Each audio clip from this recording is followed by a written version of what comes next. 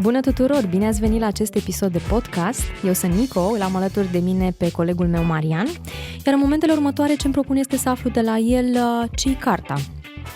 Marian, bine ai venit! Bună, Nico! Mă bucur să fiu aici alături de tine. Marian, hai să rupem mâța în două. Începem cu o primă întrebare, așa, ex abrupto. Eu sunt un trainer, îmi propun să livrez cursuri la distanță, online. Am auzit că există carta. Ce înseamnă carta? Ajută-mă să înțeleg acum mai bine ce înseamnă carta. Uite că e o întrebare foarte bună și pentru trainerii la început de drum și pentru trainerii care deja sunt veterani în domeniu. Carta este o metodă cu care poți să faci design, să imaginezi activități de învățare interactive, în principiu cu multă colaborare în echipe, astfel încât online să reușești să obții același nivel de interacțiune, de implicare ca și în sala de curs. De ce e nevoie de așa ceva? Pentru că probabil și trainerii de la început de drum și trainerii cu experiență au observat că există diferențe, foarte multe asemănări, este drept, între modalitatea de a livra online și o modalitate de a livra în sală, însă acele diferențe pot fi fructificate cu o metodă, cu o manieră de lucru, desigur cu abilități noi dezvoltate și desigur cu software și tehnologie care să ne ajute să facem cu adevărat acest pas. Cam asta este carta. În principiu este disponibilă în format scris, se găsește la carta liniuțamethod.com și în limba română și în limba engleză și în versiuni anterioare în limbile germană, franceză și spaniolă. Super! O provocare. Dacă mâine dimineață m-aș trezi și primul lucru la care m-aș gândi ar fi carta, care ai vrea să fie alea, 2, 3, 4 cuvinte maxim pe care eu ar trebui să mi le amintesc referitor la metoda carta?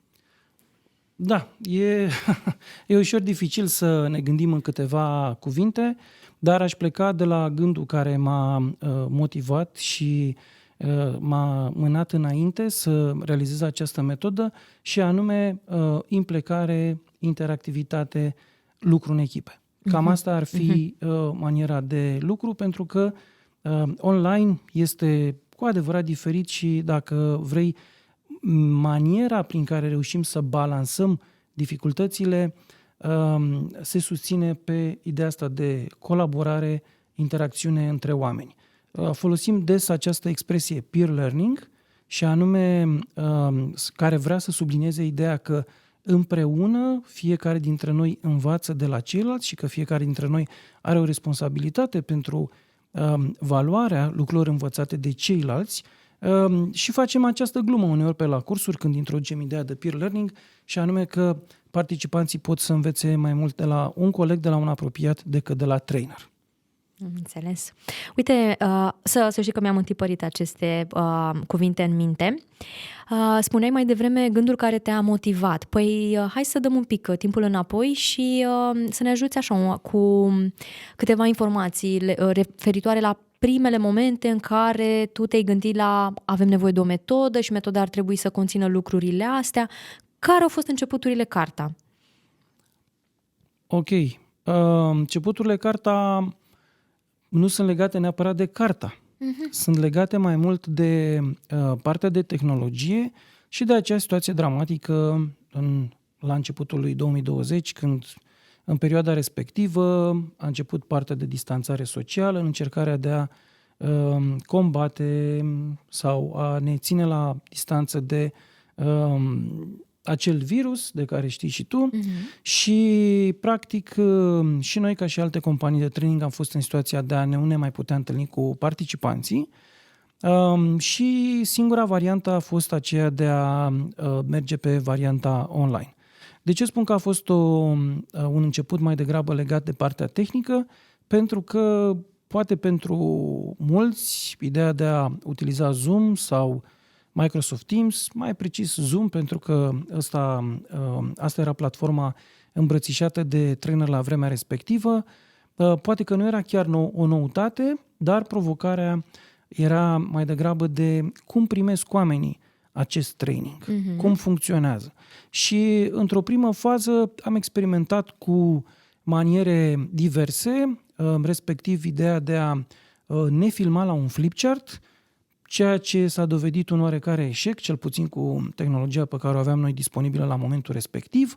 Am descoperit ulterior că poți să folosești un iPad pe post de flipchart și am început să prindem curaj. Practic, poți să captezi informații de la participanți, în același timp poți să arăți acea informație, să o faci disponibilă pentru toți ceilalți.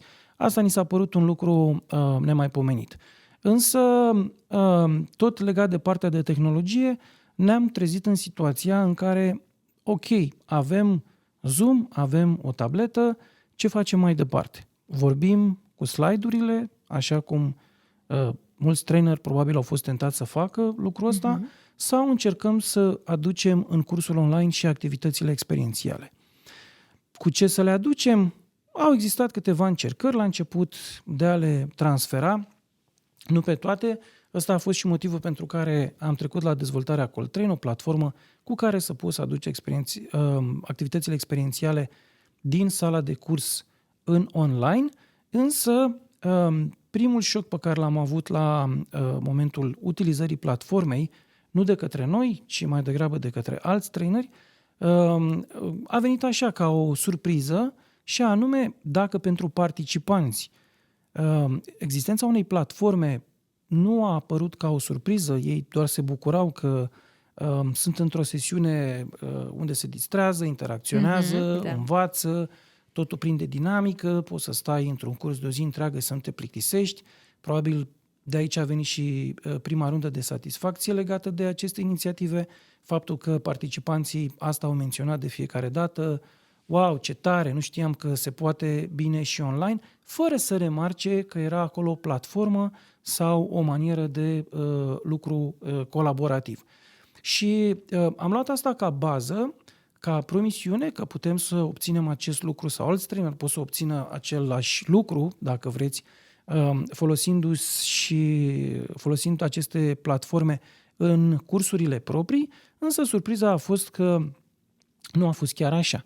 Respectiv, am descoperit că poate fi și o barieră de mindset, și anume colegi de-ai noștri din rețele de training internaționale au considerat că e prea mult, e imposibil, nu ai cum, nu mai sunt eu la vârsta aia și tot felul de alte logici de înțeles pe care le-am acceptat cu empatie, cu deschidere, și asta ne-a dat de gândit. În măsura în care e nevoie să treci la online, să faci training virtual de calitate, probabil că trebuie să schimbi și mindset-ul. Și asta este și motivul pentru care inițial am mers spre ideea asta de Remote Training Manifesto, și asta a fost de fapt carta la început. O declarație de intenție mai degrabă, prin care ceilalți cumva să rămână cu această idee că este posibil.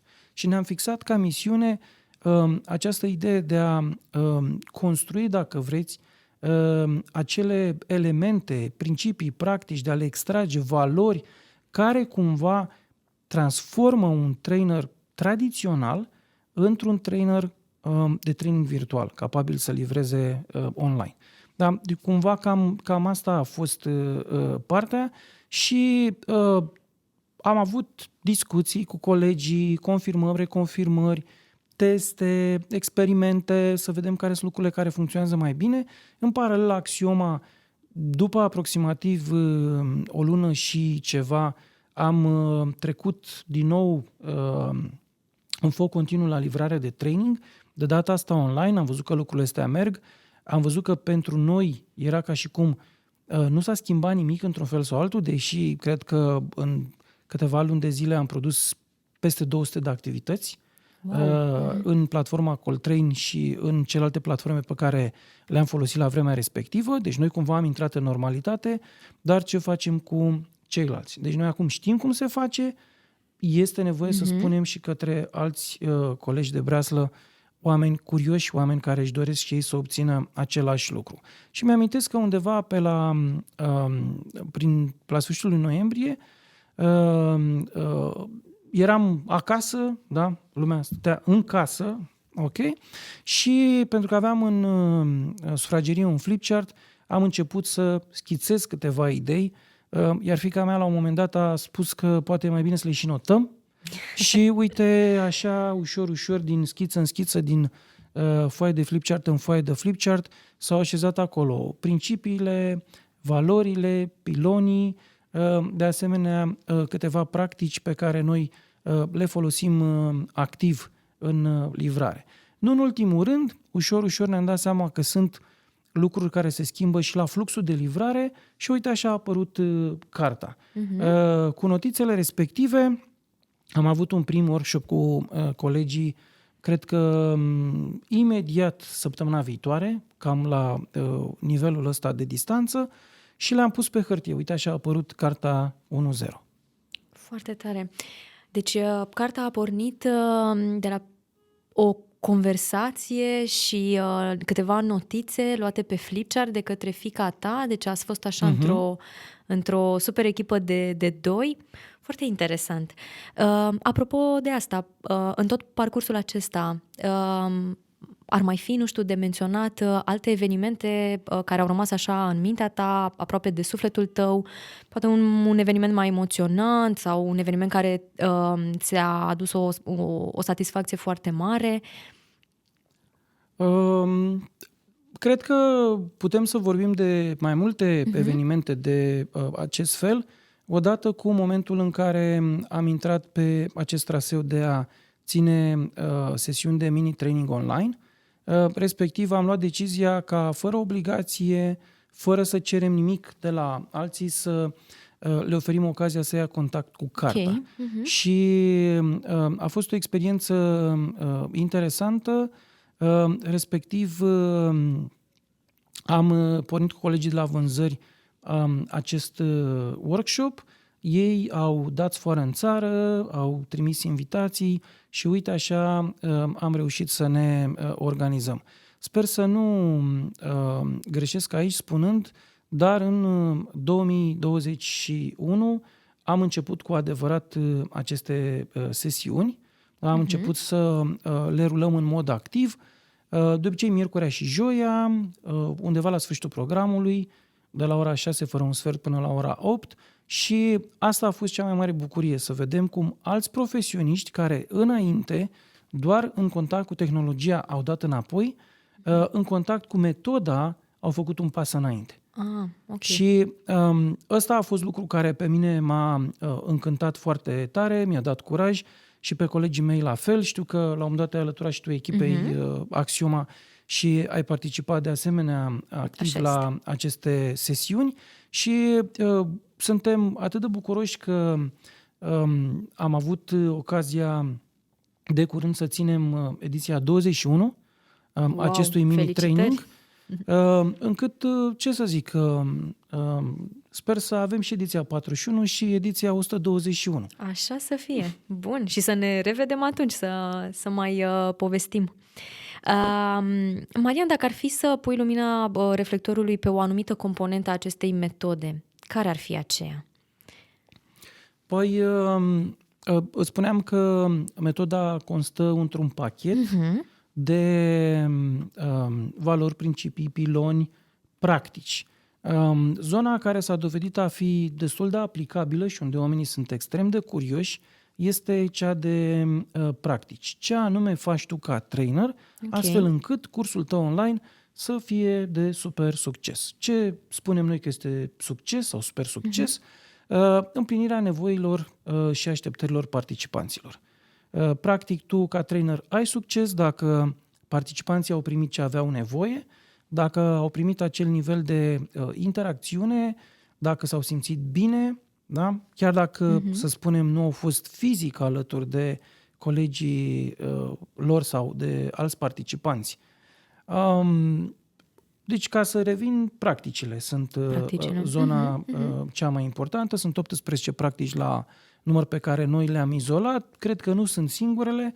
Am observat că la ieșirea din pandemie lucrurile s-au schimbat un pic și chestia asta ne-a condus chiar la finalul anului 2022 să venim cu o versiune ajustată a acestor practici și în același timp detaliată, pentru că ne-am dat seama că odată ce un număr din ce în ce mai mare de traineri iau contact cu metoda, mai ales traineri care nu au livrat niciodată online, devine provocator și trebuie să avem o precizie mai mare în exprimare, să ne dăm seama dacă înțelegem același lucru și în felul ăsta să avem un instrument aplicabil, ceva cu care oamenii pot să se descurce fără nicio problemă.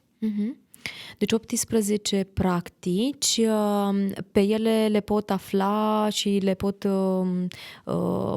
practica într-o formă sau alta. Îți spuneai în acele mini-traininguri care au loc miercurea și joia, cam o dată pe lună. Da, cam o dată pe lună. Ok. Însă, pentru cei care Cum sunt aș putea curioși, să aprofundez, da.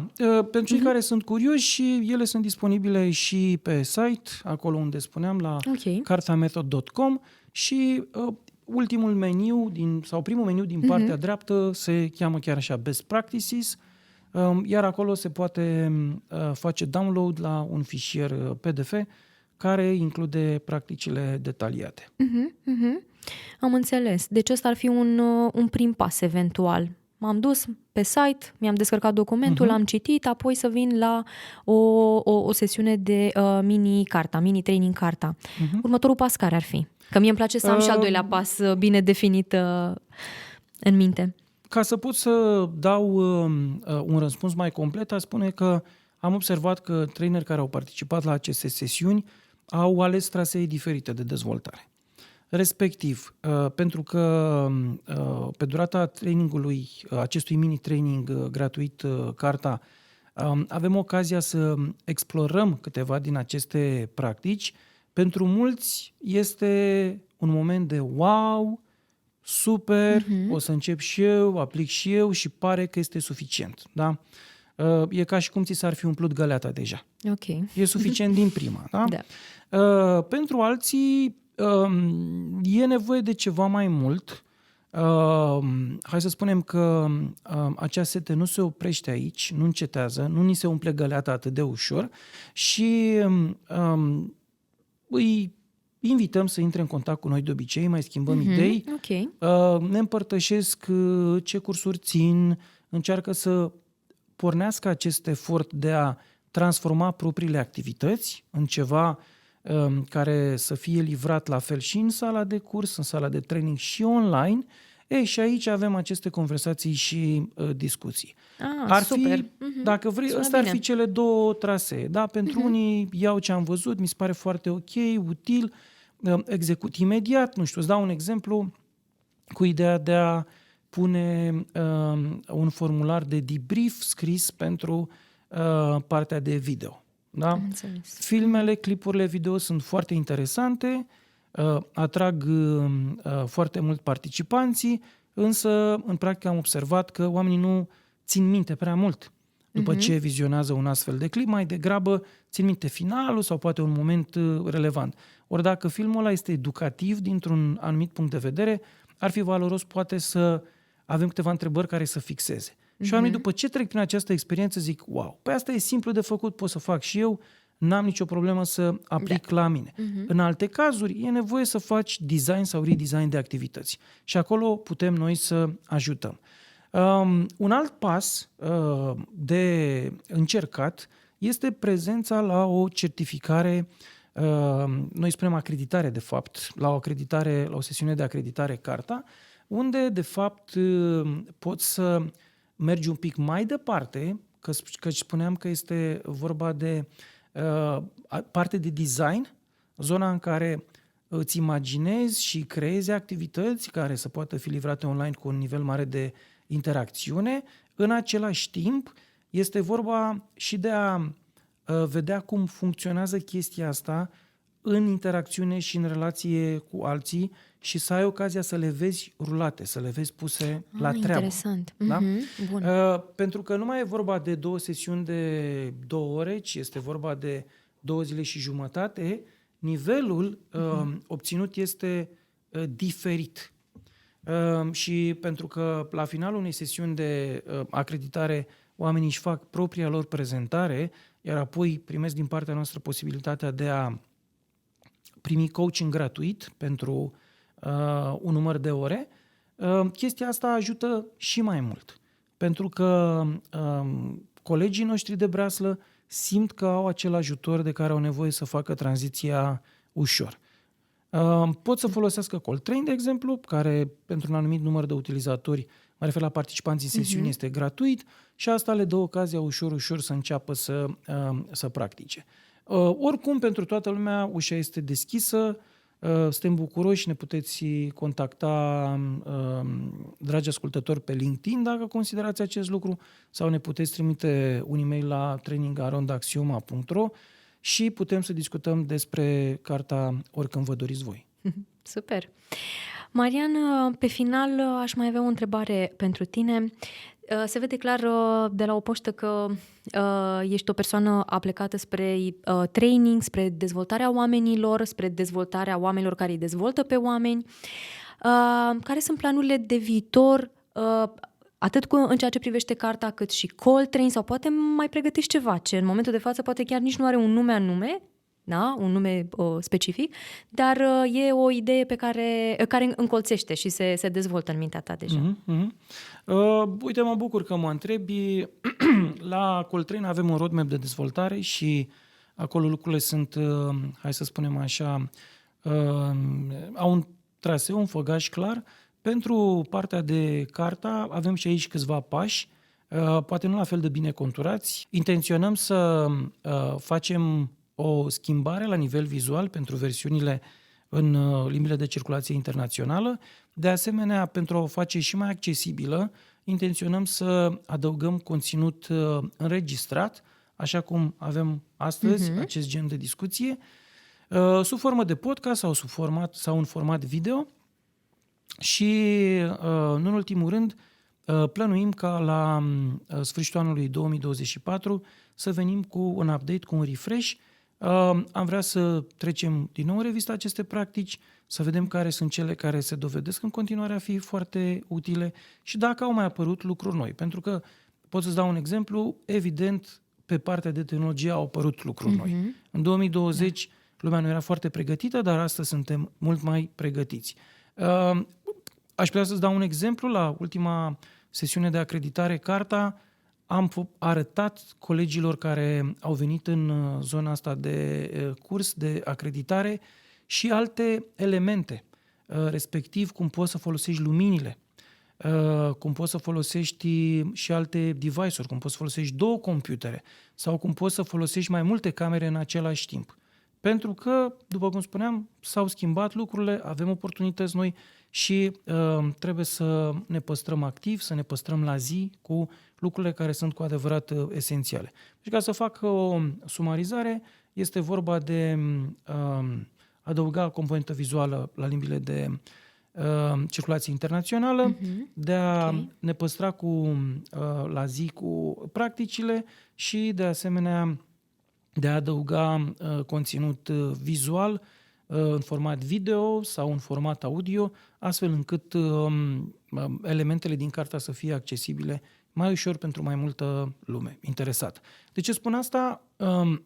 Este un traseu interesant. Dacă am început să avem la sesiunile carta inițial mai degrabă trainer sau freelanceri, am observat o tranziție interesantă spre manageri, oameni care cumva își asumă rolul ăsta de dezvoltare al colegilor, lucrează cu colegilor la distanță și simt nevoia să dezvolte abilitățile necesare pentru livrarea unor sesiuni de 2-4 ore de training, fără ca neapărat să-și ia o certificare de trainer. Da? Nu asta caută ei. Da? Ei caută mai degrabă să-și dezvolte abilitățile cu care să fie manageri mai buni. Sau oameni de produs, sau oameni de vânzări. Da? Intră în aceeași categorie. Interesant. Bun. Mulțumim că ai făcut și această precizare. Păi am cam ajuns la final, dar având în vedere planurile pe care le-ai menționat, abia aștept să ne vedem data viitoare, să mai povestim. Toate bune! Și eu la fel, Nicoleta, mulțumesc frumos! Toate bune!